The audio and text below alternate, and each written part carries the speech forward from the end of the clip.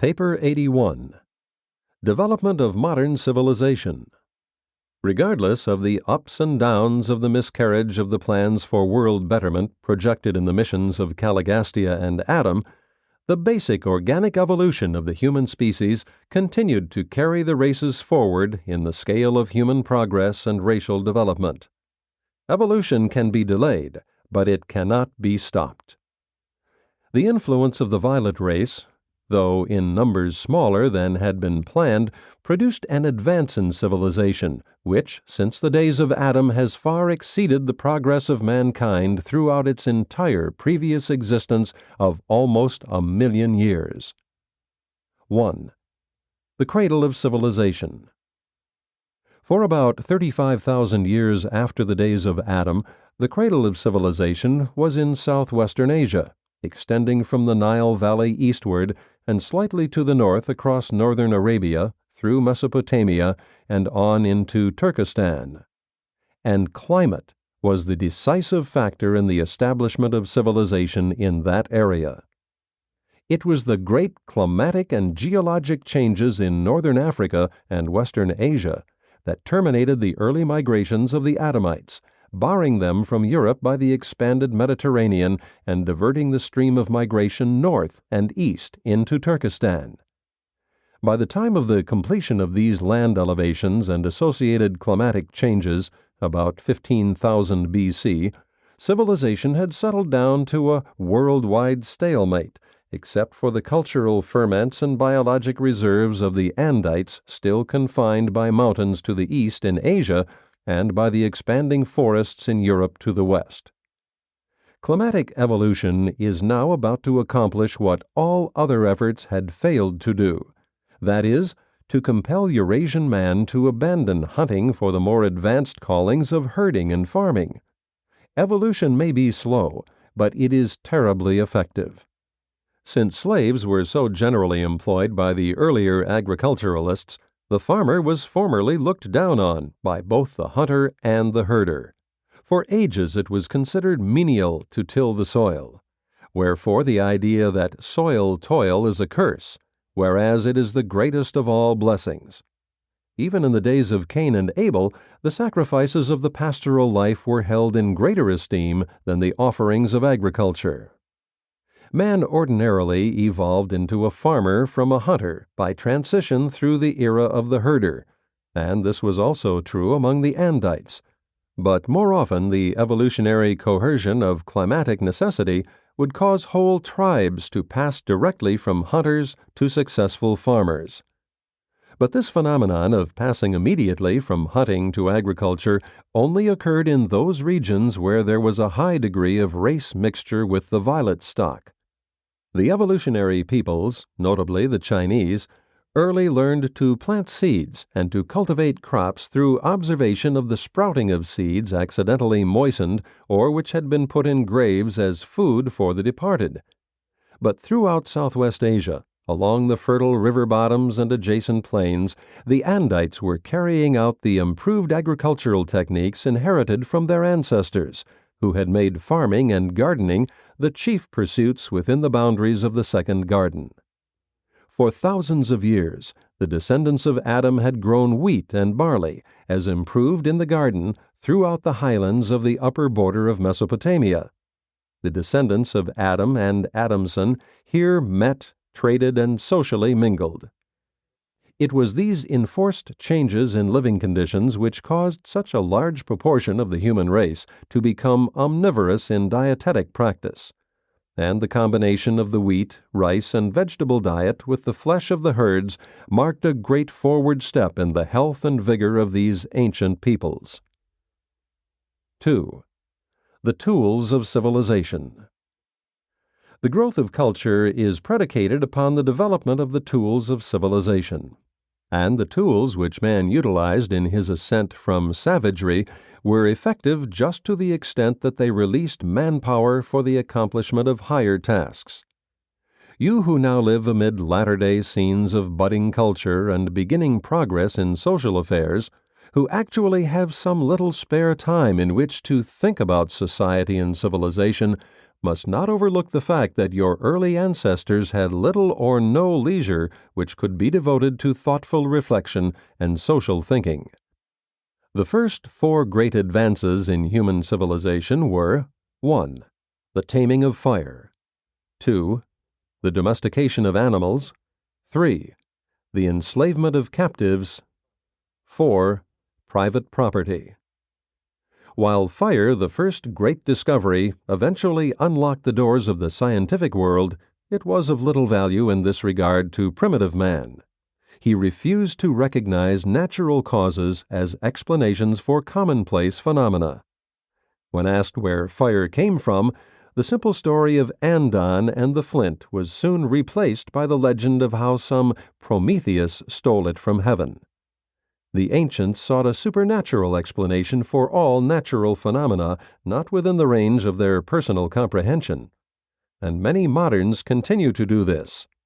The depersonalization of so-called natural phenomena has required ages, and it is not yet completed. But the frank, honest, and fearless search for true causes gave birth to modern science. It turned astrology into astronomy, alchemy into chemistry, and magic into medicine. In the pre-machine age, the only way in which man could accomplish work without doing it himself was to use an animal. Domestication of animals placed in his hands living tools, the intelligent use of which prepared the way for both agriculture and transportation. And without these animals, man could not have risen from his primitive estate to the levels of subsequent civilization. Most of the animals best suited to domestication were found in Asia, especially in the central to southwest regions. This was one reason why civilization progressed faster in that locality than in other parts of the world. Many of these animals had been twice before domesticated, and in the Andite age they were retamed once again. But the dog had remained with the hunters ever since being adopted by the blue man long before. The Andites of Turkestan were the first peoples to extensively domesticate the horse, and this is another reason why their culture was for so long predominant. By 5000 B.C., the Mesopotamian, Turkestan, and Chinese farmers had begun the raising of sheep, goats, cows, camels, horses, fowls, and elephants. They employed as beasts of burden the ox, camel, horse, and yak. Man was himself at one time the beast of burden. One ruler of the blue race once had 100,000 men in his colony of burden bearers. The institutions of slavery and private ownership of land came with agriculture. Slavery raised the master's standard of living and provided more leisure for social culture. The savage is a slave to nature, but scientific civilization is slowly conferring increasing liberty on mankind. Through animals, fire, wind, water, electricity, and other undiscovered sources of energy, man has liberated and will continue to liberate himself from the necessity for unremitting toil. Regardless of the transient trouble produced by the prolific invention of machinery, the ultimate benefits to be derived from such mechanical inventions are inestimable. Civilization can never flourish, much less be established, until man has leisure to think, to plan, to imagine new and better ways of doing things. Man first simply appropriated his shelter, lived under ledges, or dwelt in caves. Next he adapted such natural materials as wood and stone to the creation of family huts. Lastly, he entered the creative stage of home building, learned to manufacture brick and other building materials. The peoples of the Turkestan highlands were the first of the more modern races to build their homes of wood, houses not at all unlike the early log cabins of the American pioneer settlers.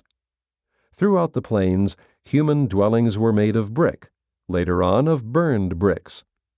The older river races made their huts by setting tall poles in the ground in a circle. The tops were then brought together, making the skeleton frame for the hut, which was interlaced with transverse reeds, the whole creation resembling a huge inverted basket.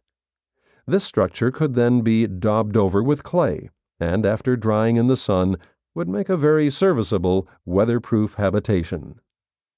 It was from these early huts that the subsequent idea of all sorts of basket weaving independently originated. Among one group, the idea of making pottery arose from observing the effects of smearing these pole frameworks with moist clay. The practice of hardening pottery by baking was discovered when one of these clay-covered primitive huts accidentally burned. The arts of olden days were many times derived from the accidental occurrences attendant upon the daily life of early peoples. At least, this was almost wholly true of the evolutionary progress of mankind up to the coming of Adam. While pottery had been first introduced by the staff of the prince about 1/2 million years ago, the making of clay vessels had practically ceased for over 150,000 years. Only the Gulf Coast pre-Sumerian Nadites continued to make clay vessels. The art of pottery making was revived during Adam's time. The dissemination of this art was simultaneous with the extension of the desert areas of Africa, Arabia, and Central Asia, and it spread in successive waves of improving technique from Mesopotamia out over the Eastern Hemisphere. These civilizations of the Andite Age cannot always be traced by the stages of their pottery or other arts. The smooth course of human evolution was tremendously complicated by the regimes of both Dalmatia and Eden. It often occurs that the later vases and implements are inferior to the earlier products of the purer Andite peoples. 3. Cities, manufacture, and commerce. The climatic destruction of the rich, open grassland hunting and grazing grounds of Turkestan, beginning about 12,000 BC, compelled the men of those regions to resort to new forms of industry and crude manufacturing. Some turned to the cultivation of domesticated flocks. Others became agriculturalists or collectors of water-borne food. But the higher type of Andite intellects chose to engage in trade and manufacture. It even became the custom for entire tribes to dedicate themselves to the development of a single industry. From the valley of the Nile to the Hindu Kush, and from the Ganges to the Yellow River, the chief business of the superior tribes became the cultivation of the soil, with commerce as a sideline. The increase in trade and in the manufacture of raw materials into various articles of commerce was directly instrumental in producing those early and semi-peaceful communities which were so influential in spreading the culture and the arts of civilization. Before the era of extensive world trade, social communities were tribal, expanded family groups. Trade brought into fellowship different sorts of human beings, thus contributing to a more speedy cross-fertilization of culture. About 12,000 years ago, the era of the independent cities was dawning, and these primitive trading and manufacturing cities were always surrounded by zones of agriculture and cattle raising. While it is true that industry was promoted by the elevation of the standards of living, you should have no misconception regarding the refinements of early urban life.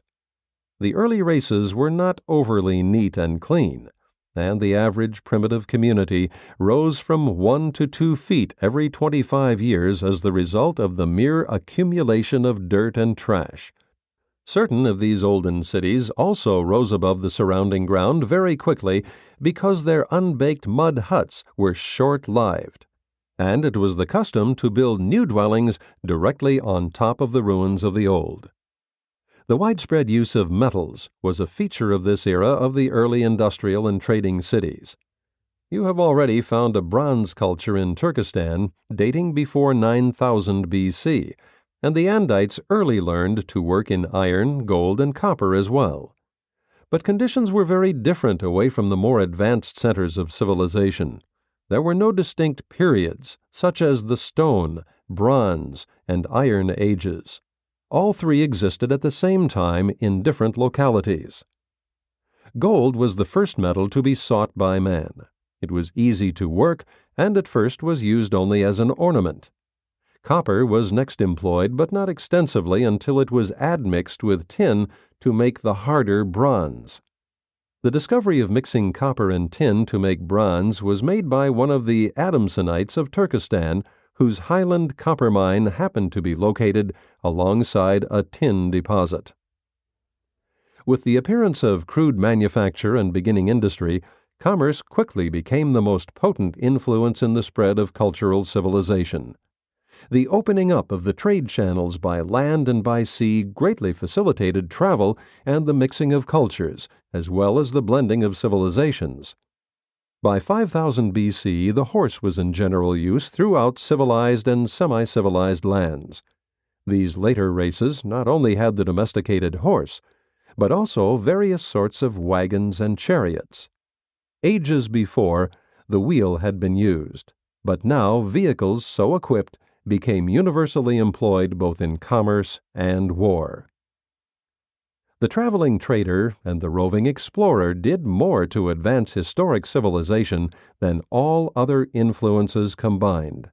Military conquests, colonization, and missionary enterprises fostered by the later religions were also factors in the spread of culture.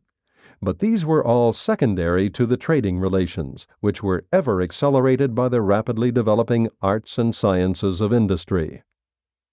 Infusion of the Adamic stock into the human races not only quickened the pace of civilization, but it also greatly stimulated their proclivities toward adventure and exploration, to the end that most of Eurasia and northern Africa was presently occupied by the rapidly multiplying mixed descendants of the Andites.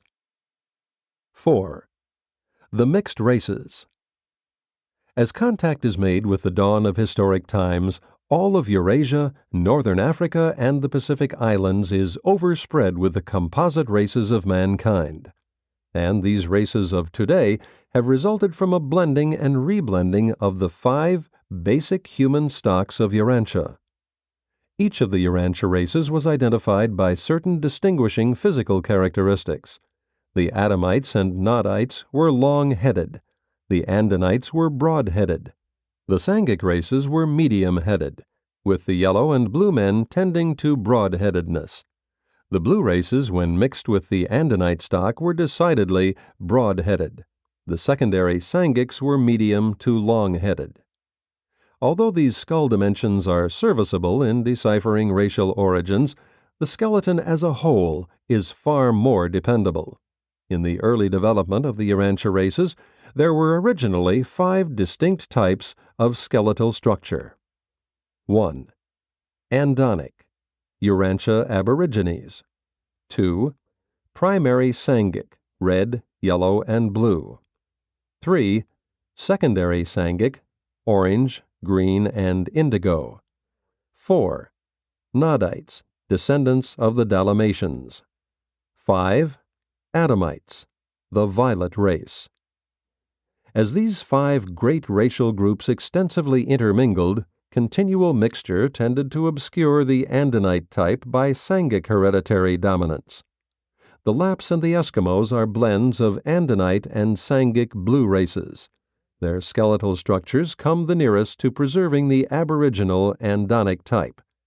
But the Adamites and the Nodites have become so admixed with the other races that they can be detected only as a generalized Caucasoid order. In general, therefore, as the human remains of the last 20,000 years are unearthed, it will be impossible clearly to distinguish the 5 original types. Study of such skeletal structures will disclose that mankind is now divided into approximately 3 classes. 1. The Caucasoid. The Andite blend of the Nodite and Adamic stocks, further modified by primary and some secondary Sangic admixture and by considerable Andonic crossing. The Occidental white races, together with some Indian and Turanian peoples, are included in this group. The unifying factor in this division is the greater or lesser proportion of Andite inheritance. 2. The Mongoloid. The primary Sangic type including the original red, yellow, and blue races. The Chinese and Amerinds belong to this group. In Europe, the Mongoloid type has been modified by secondary Sangic and Andonic mixture, still more by Andite infusion. The Malayan and other Indonesian peoples are included in this classification, though they contain a high percentage of secondary Sangic blood. 3. The Negroid. The secondary Sangic type, which originally included the orange, green, and indigo races. This is the type best illustrated by the Negro, and it will be found through Africa, India, and Indonesia, wherever the secondary Sangic race is located. In North China, there is a certain blending of Caucasoid and Mongoloid types. In the Levant, the Caucasoid and Negroid have intermingled. In India, as in South America, all three types are represented, and the skeletal characteristics of the three surviving types still persist and help to identify the later ancestry of present-day human races. 5. Cultural society. Biologic evolution and cultural civilization are not necessarily correlated.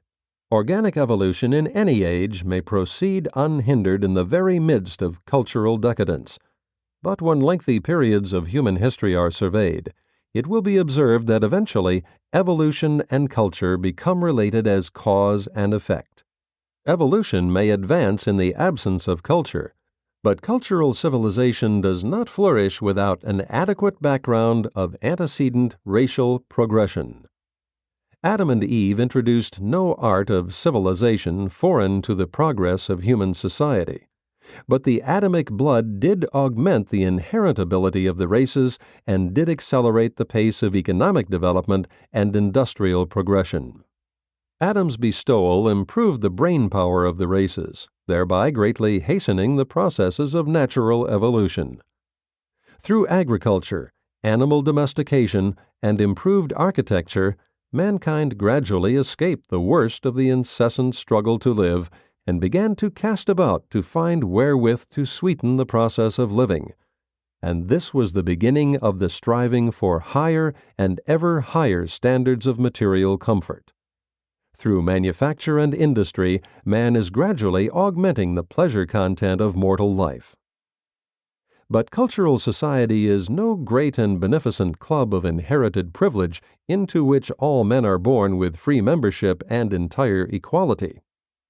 Rather is it an exalted and ever-advancing guild of earth workers, admitting to its ranks only the nobility of those toilers who strive to make the world a better place in which their children and their children's children may live and advance in subsequent ages. And this guild of civilization exacts costly admission fees, imposes strict and rigorous disciplines, visits heavy penalties on all dissenters and nonconformists, while it confers few personal licenses or privileges except those of enhanced security against common dangers and racial perils. Social association is a form of survival insurance which human beings have learned is profitable. Therefore are most individuals willing to pay those premiums of self-sacrifice and personal liberty curtailment which society exacts from its members in return for this enhanced group protection. In short, the present-day social mechanism is a trial-and-error insurance plan designed to afford some degree of assurance and protection against a return to the terrible and antisocial conditions which characterized the early experiences of the human race. Society thus becomes a cooperative scheme for securing civil freedom through institutions, economic freedom through capital and invention, social liberty through culture, and freedom from violence through police regulation.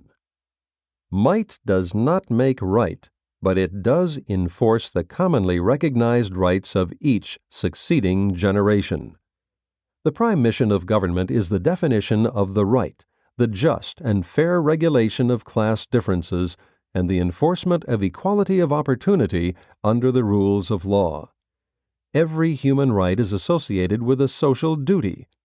Group privilege is an insurance mechanism which unfailingly demands the full payment of the exacting premiums of group service. And group rights, as well as those of the individual, must be protected, including the regulation of the sex propensity. Liberty subject to group regulation is the legitimate goal of social evolution. Liberty without restrictions is the vain and fanciful dream of unstable and flighty human minds. 6. The maintenance of civilization. While biologic evolution has proceeded ever upward, much of cultural evolution went out from the Euphrates Valley in waves, which successively weakened as time passed, until finally the whole of the pure line Adamic posterity had gone forth to enrich the civilizations of Asia and Europe. The races did not fully blend, but their civilizations did to a considerable extent mix. Culture did slowly spread throughout the world, and this civilization must be maintained and fostered, for there exist today no new sources of culture, no andites to invigorate and stimulate the slow progress of the evolution of civilization. The civilization which is now evolving on Urantia grew out of and is predicated on the following factors. 1.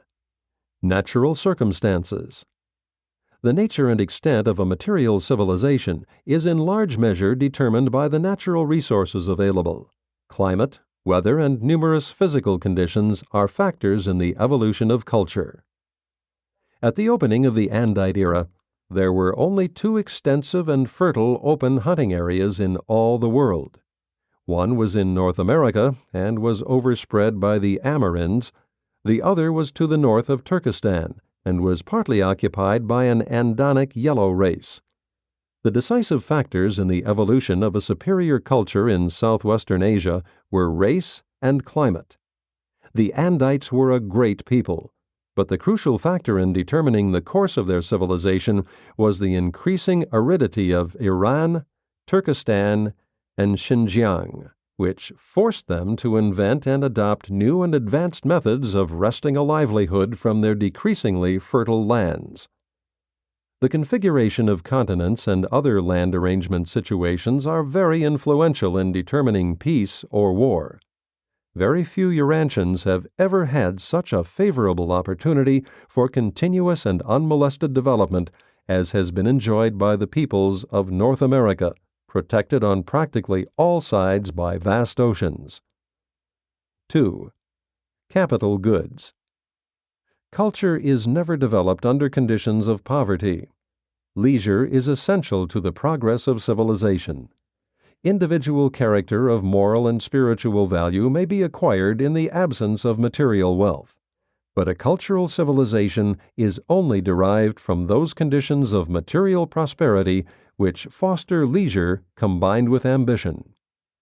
During primitive times, life on Urantia was a serious and sober business, and it was to escape this incessant struggle and interminable toil that mankind constantly tended to drift toward the salubrious climate of the tropics.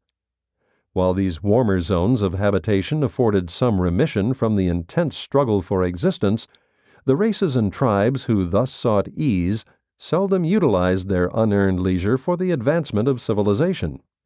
Social progress has invariably come from the thoughts and plans of those races that have, by their intelligent toil, learned how to wrest a living from the land with lessened effort and shortened days of labor, and thus have been able to enjoy a well-earned and profitable margin of leisure. 3. Scientific knowledge. The material aspects of civilization must always await the accumulation of scientific data. It was a long time after the discovery of the bow and arrow and the utilization of animals for power purposes before man learned how to harness wind and water, to be followed by the employment of steam and electricity. But slowly the tools of civilization improved. Weaving, pottery, the domestication of animals, and metalworking were followed by an age of writing and printing. Knowledge is power. Invention always precedes the acceleration of cultural development on a worldwide scale. Science and invention benefited most of all from the printing press, and the interaction of all these cultural and inventive activities has enormously accelerated the rate of cultural advancement. Science teaches man to speak the new language of mathematics and trains his thoughts along lines of exacting precision. And science also stabilizes philosophy through the elimination of error, while it purifies religion by the destruction of superstition. 4. Human resources. Manpower is indispensable to the spread of civilization. All things equal, a numerous people will dominate the civilization of a smaller race. Hence, failure to increase in numbers up to a certain point prevents the full realization of national destiny. But there comes a point in population increase where further growth is suicidal. Multiplication of numbers beyond the optimum of the normal man-land ratio means either a lowering of the standards of living or an immediate expansion of territorial boundaries by peaceful penetration or by military conquest, forcible occupation. You are sometimes shocked at the ravages of war, but you should recognize the necessity for producing large numbers of mortals so as to afford ample opportunity for social and moral development. With such planetary fertility, there soon occurs the serious problem of overpopulation. Most of the inhabited worlds are small. Urantia is average, perhaps a trifle undersized. The optimum stabilization of national population enhances culture and prevents war. And it is a wise nation which knows when to cease growing. But the continent richest in natural deposits and the most advanced mechanical equipment will make little progress if the intelligence of its people is on the decline. Knowledge can be had by education, but wisdom, which is indispensable to true culture, can be secured only through experience and by men and women who are innately intelligent. Such a people are able to learn from experience. They may become truly wise. 5. Effectiveness of material resources. Much depends on the wisdom displayed in the utilization of natural resources, scientific knowledge, capital goods, and human potentials. The chief factor in early civilization was the force exerted by wise social masters. Primitive man had civilization literally thrust upon him by his superior contemporaries. Well-organized and superior minorities have largely ruled this world. Might does not make right, but might does make what is, and what has been in history. Only recently has Urantia reached that point where society is willing to debate the ethics of might and right. 6. Effectiveness of language. The spread of civilization must wait upon language. Live and growing languages ensure the expansion of civilized thinking and planning. During the early ages, important advances were made in language. Today, there is great need for further linguistic development to facilitate the expression of evolving thought. Language evolved out of group associations, each local group developing its own system of word exchange. Language grew up through gestures, signs, cries, imitative sounds, intonation, and accent to the vocalization of subsequent alphabets. Language is man's greatest and most serviceable thinking tool, but it never flourished until social groups acquired some leisure. The tendency to play with language develops new words, slang. If the majority adopt the slang, then usage constitutes it language. The origin of dialects is illustrated by the indulgence in baby talk in a family group. Language differences have ever been the great barrier to the extension of peace. The conquest of dialects must precede the spread of a culture throughout a race, over a continent, or to a whole world.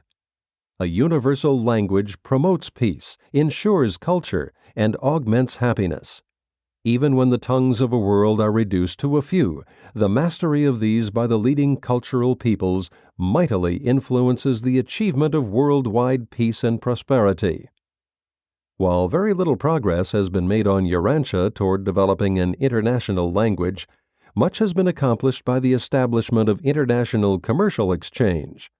And all these international relations should be fostered, whether they involve language, trade, art, science, competitive play, or religion.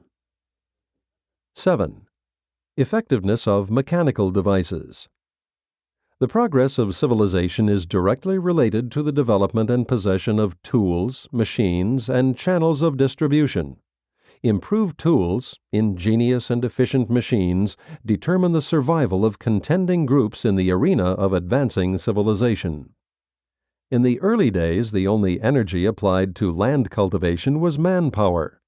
It was a long struggle to substitute oxen for men, since this threw men out of employment. Latterly, machines have begun to displace men, and every such advance is directly contributory to the progress of society because it liberates manpower for the accomplishment of more valuable tasks. Science, guided by wisdom, may become man's great social liberator. A mechanical age can prove disastrous only to a nation whose intellectual level is too low to discover those wise methods and sound techniques for successfully adjusting to the transition difficulties arising from the sudden loss of employment by large numbers consequent upon the too rapid invention of new types of labor-saving machinery. 8. Character of torch-bearers. Social inheritance enables man to stand on the shoulders of all who have preceded him, and who have contributed aught to the sum of culture and knowledge. In this work of passing on the cultural torch to the next generation, the home will ever be the basic institution. The play and social life comes next, with the school last but equally indispensable in a complex and highly organized society. Insects are born fully educated and equipped for life, indeed a very narrow and purely instinctive existence. The human baby is born without an education. Therefore man possesses the power, by controlling the educational training of the younger generation, greatly to modify the evolutionary course of civilization. The greatest 20th century influences contributing to the furtherance of civilization and the advancement of culture are the marked increase in world travel and the unparalleled improvements in methods of communication. But the improvement in education has not kept pace with the expanding social structure.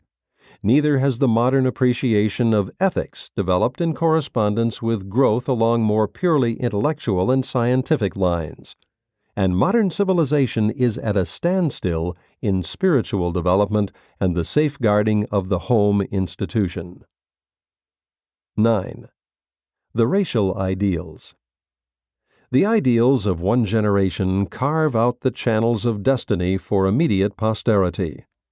The quality of the social torchbearers will determine whether civilization goes forward or backward. The homes, churches, and schools of one generation predetermine the character trend of the succeeding generation. The moral and spiritual momentum of a race or a nation largely determines the cultural velocity of that civilization. Ideals elevate the source of the social stream, and no stream will rise any higher than its source, no matter what technique of pressure or directional control may be employed. The driving power of even the most material aspects of a cultural civilization is resident in the least material of society's achievements. Intelligence may control the mechanism of civilization. Wisdom may direct it. But spiritual idealism is the energy which really uplifts and advances human culture from one level of attainment to another. At first, life was a struggle for existence, now for a standard of living. Next, it will be for quality of thinking, the coming earthly goal of human existence. 10. Coordination of specialists. Civilization has been enormously advanced by the early division of labor and by its later corollary of specialization. Civilization is now dependent on the effective coordination of specialists. As society expands, some method of drawing together the various specialists must be found. Social, artistic, technical, and industrial specialists will continue to multiply and increase in skill and dexterity. And this diversification of ability and dissimilarity of employment will eventually weaken and disintegrate human society if effective means of coordination and cooperation are not developed. But the intelligence which is capable of such inventiveness and such specialization should be wholly competent to devise adequate methods of control and adjustment for all problems resulting from the rapid growth of invention and the accelerated pace of cultural expansion. 11. Place-finding devices. The next stage of social development will be embodied in a better and more effective cooperation and coordination of ever-increasing and expanding specialization. And as labor more and more diversifies, some technique for directing individuals to suitable employment must be devised. Machinery is not the only cause for unemployment among the civilized peoples of Urantia. Economic complexity and the steady increase of industrial and professional specialism add to the problems of labor placement. It is not enough to train men for work. In a complex society, there must also be provided efficient methods of place finding. Before training citizens in the highly specialized techniques of earning a living, they should be trained in one or more methods of commonplace labor, trades, or callings which could be utilized when they were transiently unemployed in their specialized work. No civilization can survive the long time harboring of large classes of unemployed. In time, even the best of citizens will become distorted and demoralized by accepting support from the public treasury.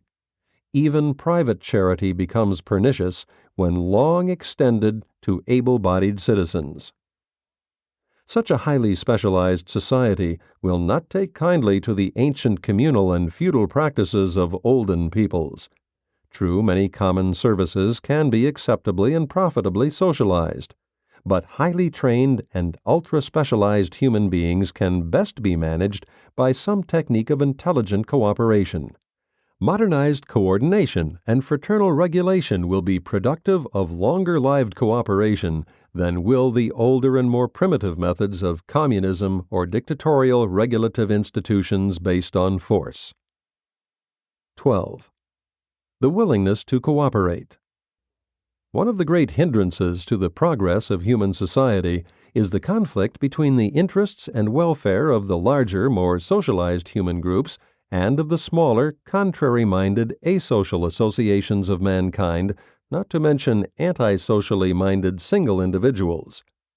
No national civilization long endures unless its educational methods and religious ideals inspire a high type of intelligent patriotism and national devotion. Without this sort of intelligent patriotism and cultural solidarity, all nations tend to disintegrate as a result of provincial jealousies and local self-interests. The maintenance of worldwide civilization is dependent on human beings learning how to live together in peace and fraternity. Without effective coordination, industrial civilization is jeopardized by the dangers of ultra-specialization, monotony, narrowness, and the tendency to breed distrust and jealousy. 13. Effective and wise leadership. In civilization, very much depends on an enthusiastic and effective load-pulling spirit. 10 men are of little more value than one in lifting a great load unless they lift together, all at the same moment. And such teamwork, social cooperation, is dependent on leadership. The cultural civilizations of the past and the present have been based upon the intelligent cooperation of the citizenry with wise and progressive leaders, and until man evolves to higher levels, civilization will continue to be dependent on wise and vigorous leadership. High civilizations are born of the sagacious correlation of material wealth, intellectual greatness, moral worth, social cleverness, and cosmic insight. 14. Social changes. Society is not a divine institution.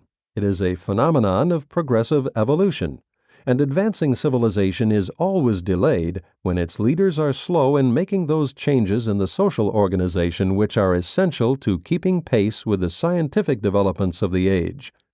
For all that, things must not be despised just because they are old. Neither should an idea be unconditionally embraced just because it is novel and new. Man should be unafraid to experiment with the mechanisms of society. But always should these adventures in cultural adjustment be controlled by those who are fully conversant with the history of social evolution, and always should these innovators be counseled by the wisdom of those who have had practical experience in the domains of contemplated social or economic experiment. No great social or economic change should be attempted suddenly. Time is essential to all types of human adjustment, physical, social, or economic. Only moral and spiritual adjustments can be made on the spur of the moment, and even these require the passing of time for the full outworking of their material and social repercussions. The ideals of the race are the chief support and assurance during the critical times when civilization is in transit from one level to another. 15. The prevention of transitional breakdown. Society is the offspring of age upon age of trial and error. It is what survived the selective adjustments and readjustments in the successive stages of mankind's age-long rise from animal to human levels of planetary status. The great danger to any civilization, at any one moment, is the threat of breakdown during the time of transition from the established methods of the past to those new and better but untried procedures of the future. Leadership is vital to progress. Wisdom, insight, and foresight are indispensable to the endurance of nations. Civilization is never really jeopardized until able leadership begins to vanish, and the quantity of such wise leadership has never exceeded 1% of the population.